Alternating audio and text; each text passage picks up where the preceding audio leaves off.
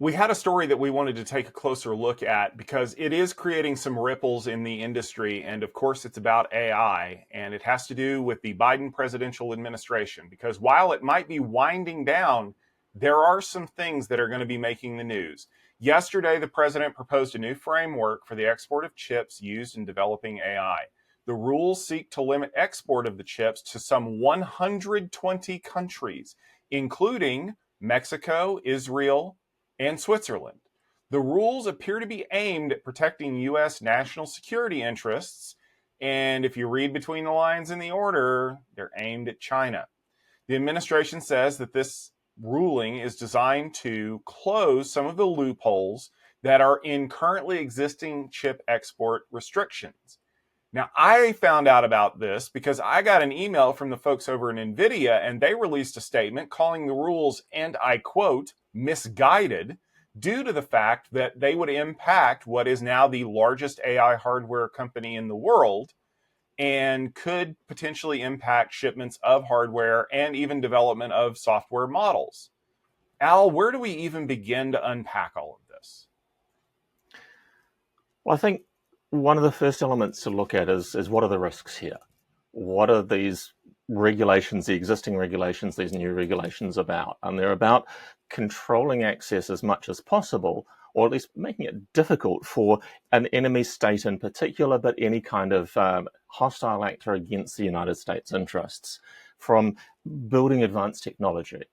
And these rules have been around for a long time. If you go back into last century, there was restrictions on the export of encryption software to the extent that the software PGP was printed out into hard copy, because hard copy is not restricted, taken somewhere else and retyped in outside of the United States so it could be distributed without US protections preventing it, without requiring a letter from the Department of Defense saying you're allowed to export this encryption software. So there's a long history of controlling access to technology and trying to keep US technology looking after US interests alone.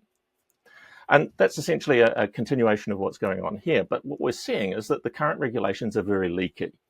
We're seeing things like technology getting into Iranian manufactured drones from US hardware vendors. And this is the sort of place where there's some information or some technology that shouldn't be arriving at these less friendly states that is getting there. And these rules are trying to reduce that. And it seems that some of this is that there are some states where the technology is allowed to be exported to, and those countries are exporting onwards, which is probably not what was intended. I think there's some interesting stuff here in the Nvidia response. It was pretty pointedly political. It twice mentioned that the Trump administration, the previous and the future Trump administration, were very pro-business, and these kinds of restrictions on business were going to have no place with the Trump administration, whilst Nvidia then specifically said that the Biden administration was bringing in this 200-page misguided document. And I started reading those 200 pages and decided I really have better things to do with my time than read through all of that government procedural stuff. I'm sure there are other people who enjoy it more than I do. But yeah, that response that was highly politically oriented, not oriented towards what are the risks here and is this a sensible step to respond to those risks, I found very interesting. There's also been some other coverage about the fact that it's not actually going to be the Biden government who implements this. And so maybe this is just a storm in a teacup, because of course this order takes 120 days of gazetting, of publication, before it can actually be put in effect. And long before that happens, it isn't going to be a Biden government anymore. So is this really just a bit of noise? Will we see this just die away in a week's time, Tom? I mean, we could, but it won't be Biden that kills it, right? And that's part of this kind of brinksmanship game. If you're not familiar with the tribalism of politics in the US, it is very common for administrations to propose rules they know are going to get shot down. It's not that they wanted the rule, it's that they wanted the other side to have to do something about it. And I'm going to avoid getting super political on this, but this is a situation where everybody agrees that there are certain actors out there that should not or really do not need access to AI. And they are unfriendly governments.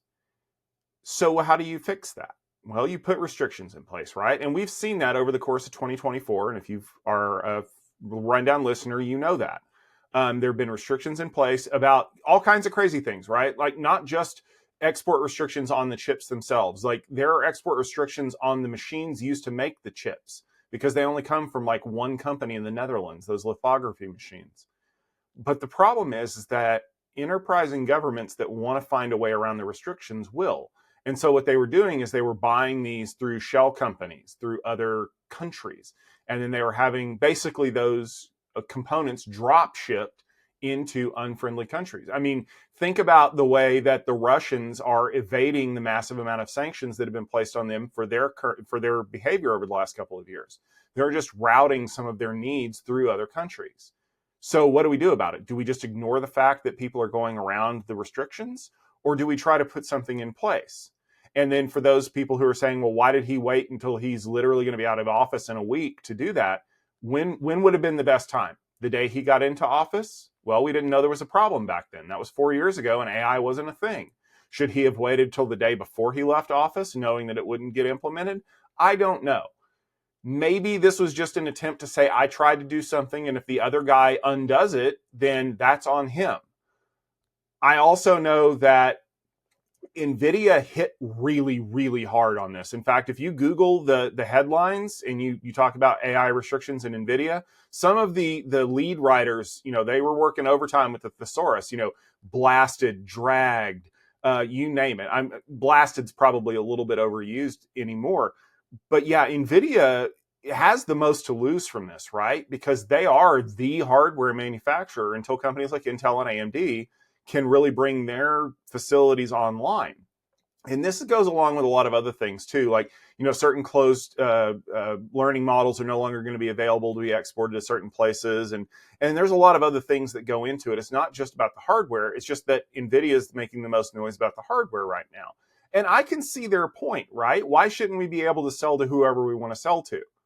I would counter though that one of the things that we've seen over the last few years is that certain countries tend to like to reverse engineer high tech hardware and then just do it themselves. So if you want to sell to them, that's fine. I don't have a problem with it. Just remember that there was an attempt made so that if this goes sideways in a couple of years, you have nobody to blame but yourself for railing against something that you thought was a bad idea at the time. Yeah, in terms of that stealing and reverse engineering, I remember that the digital equipment, the DEC engineers actually put on the silicon a notice saying digital for those who care enough to steal the very best, when the Soviet Union was reverse engineering PDP 1100